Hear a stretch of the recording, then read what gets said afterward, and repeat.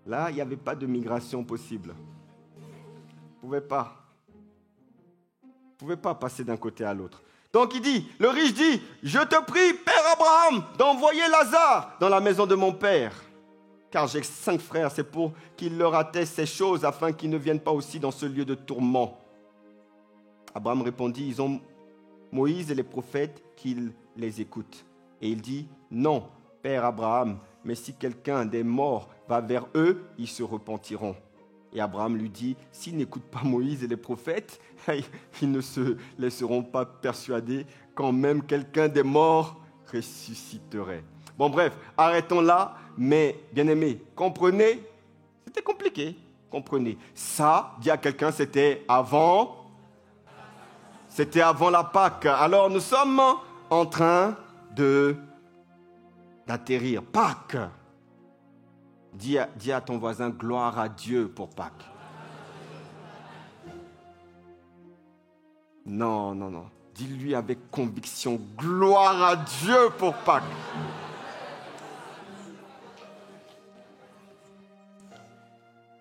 Tu vois, le premier grand bénéfice, alors que Jésus a été cloué sur cette croix, c'est que nous sommes pardonnés de tous nos péchés. Je l'ai dit, passé, présent et futur. Nous sommes pardonnés. Acclame le Seigneur pour... Si tu dis, Seigneur, je me répands, je te demande pardon. Dès que tu fermes les yeux, direction le paradis, le Père. Les amis, Jésus a dit à ce brigand, ce soir même,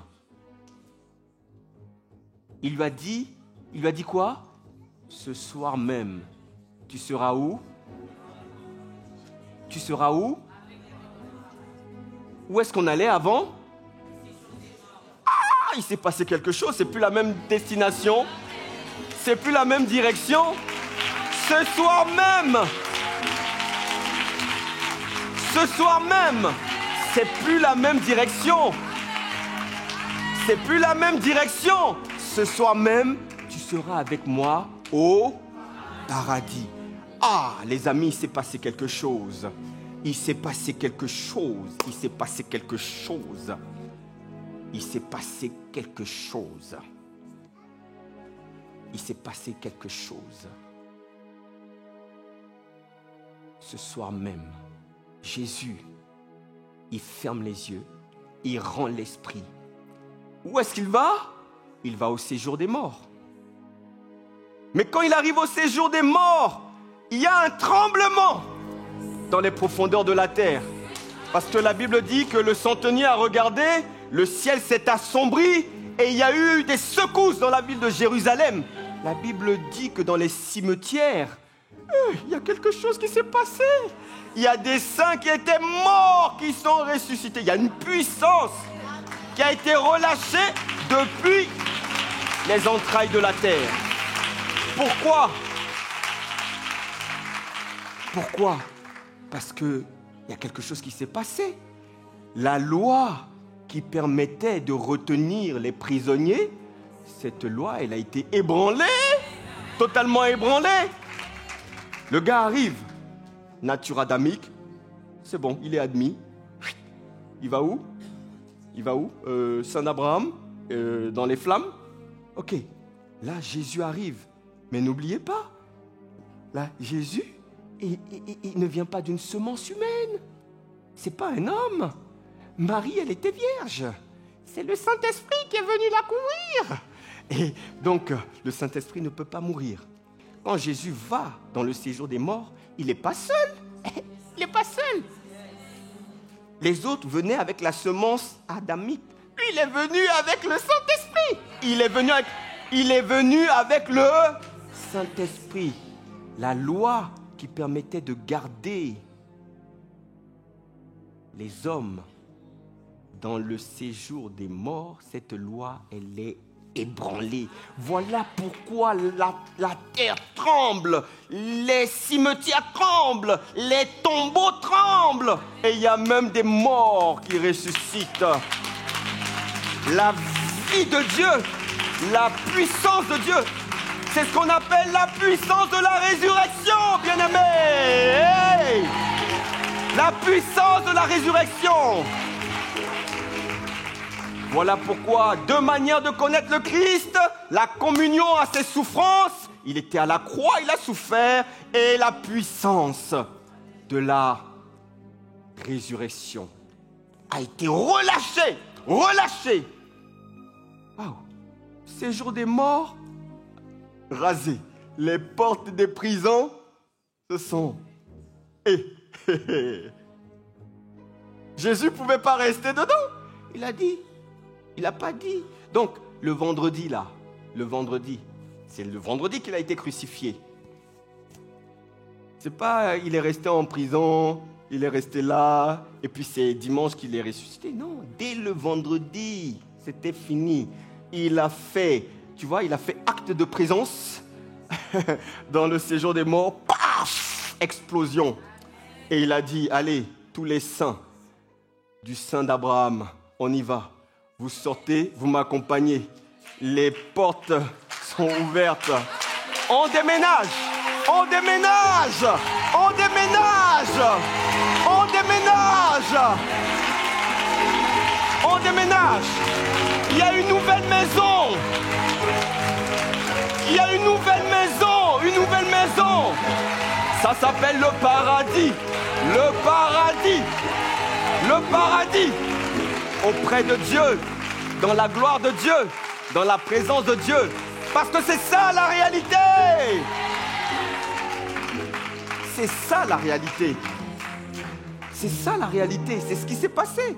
Le ciel s'est obscurci, la terre a tremblé, les systèmes des tombeaux ont été déréglés, les saints ont ressuscité. Et j'imagine, Jérusalem, c'est comme des zombies qui se baladaient dans Jérusalem. Les saints ont ressuscité. La loi qui autorisait le séjour des morts à te retenir vient de voler en éclats.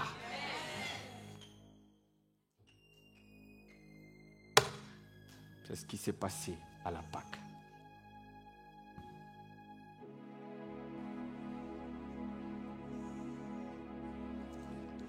Prison ouverte.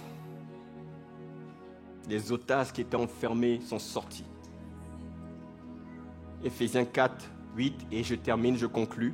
C'est pourquoi il est dit, étant monté en haut, il a emmené les captifs. Il a fait des dons aux hommes. Or, que signifie il est monté? Sinon, qu'il est aussi descendu dans les régions inférieures de la terre. Celui qui est descendu, c'est le même qui est monté au-dessus de tous les cieux afin de remplir toutes choses. Acclame le Seigneur, acclame le Seigneur.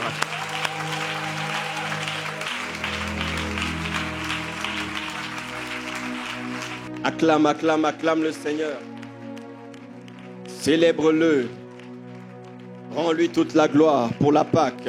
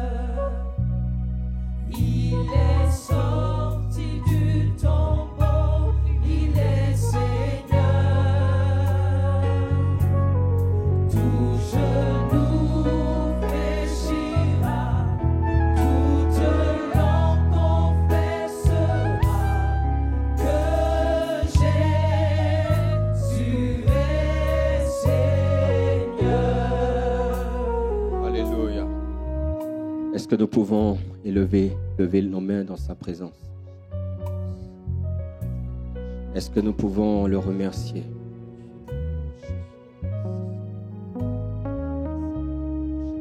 Dis-lui gloire pour la Pâque, gloire pour ce que tu as accompli.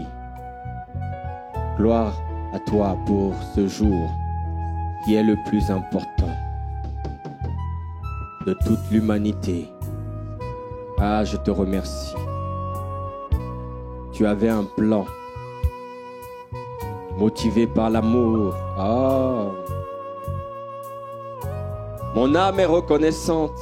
Ah oui, ah oui, ah oui. Seigneur, que cette Pâque soit une Pâque exceptionnelle. Tu as été immolé, tu es notre Pâque. Ah, nous te bénissons. Erebayara masiare, Chabro, Aramayere roro, Chibré, Charabayere, action de grâce, Erebosiare, Lamasiare, Bakata Labayara. Action de grâce, action de grâce, action de grâce.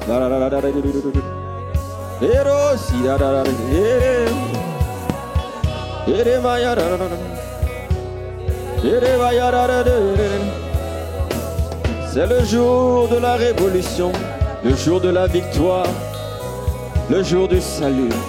Et les marelles, le jour où tu m'as pardonné, le jour où tu m'as réconcilié. Ah,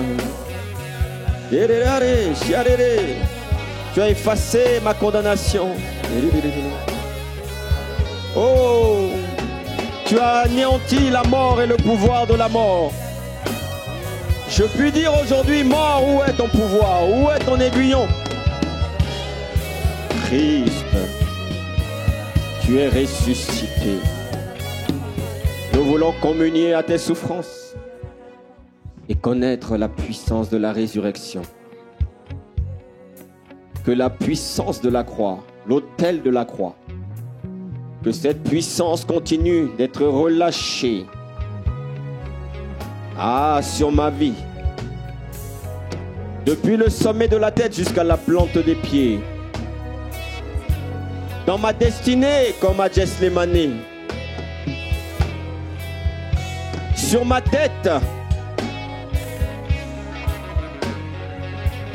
Oui, oui, oui, oui, oui.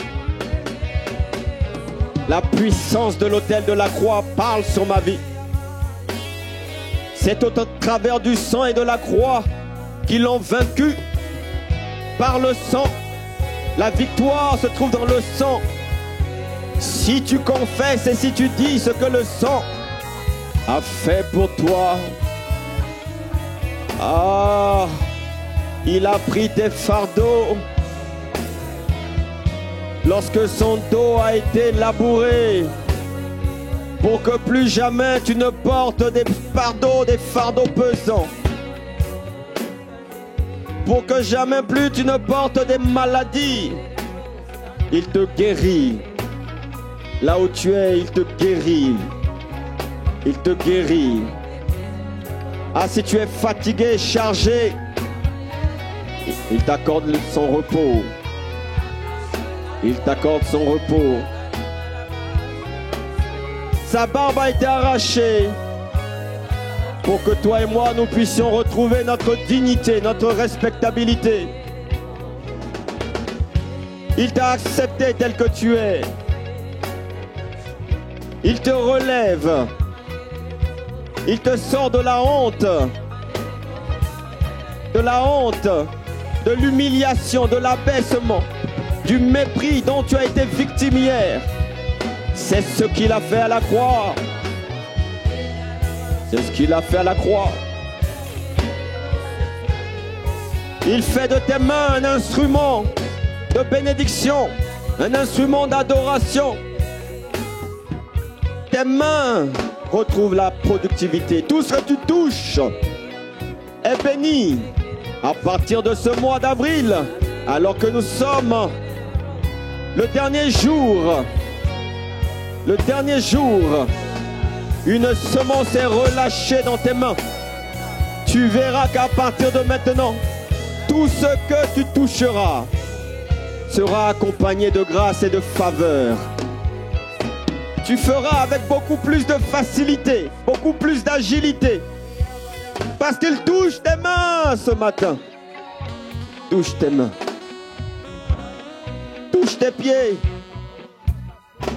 Il te donne de la stabilité. Il renouvelle le zèle. Il fait de toi un instrument pour le aller, pour le servir. Là où tu avais perdu le zèle, tu le retrouves maintenant. Stabilité professionnelle, stabilité familiale, stabilité émotionnelle, stabilité, je te vois stable. Stabilité spirituelle. Je te vois devenir une colonne, un pilier. Merci Père pour le cœur qui a été percé, le côté qui a été percé. Merci pour la guérison maintenant de toute forme de blessure émotionnelle. Ah Seigneur, touche maintenant les cœurs brisés, les cœurs brisés, les cœurs brisés. Au nom de Jésus, merci pour la restauration. Merci pour la restauration. Au nom de Jésus. Merci parce que tu as fait tout cela au travers de ton sang. À la croix. À la Pâque. Alors nous t'honorons, nous te bénissons. Au nom de Jésus. Alléluia.